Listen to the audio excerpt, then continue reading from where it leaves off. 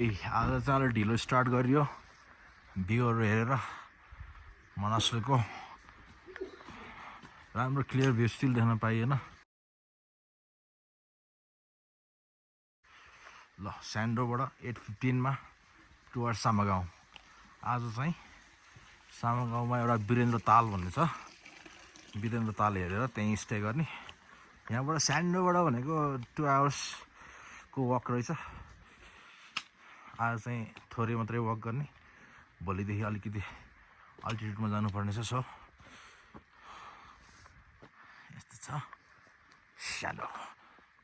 Okay guys, let's go. आज चाहिँ अलि ढिलो स्टार्ट गरियो भ्यूहरू हेरेर मनासलको राम्रो क्लियर भ्यू स्टिल देख्न पाइएन। ल स्यान्डोबाट 8:15 टुवर्ड सामागाउँ। आज चाहिँ सामागाउँमा एउटा वीरेन्द्र ताल भन्ने छ, वीरेन्द्र ताल हेरेर त्यहीँ स्टे गर्ने। यहाँबाट स्यान्डोबाट भनेको 2 आवर्सको वक रहेछ। आज चाहिँ थोरै मात्रै वक गर्ने, भोलिदेखि अलिकति अल्टिट्युडमा जानुपर्ने छ। So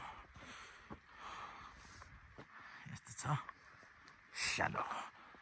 okay guys, let's go.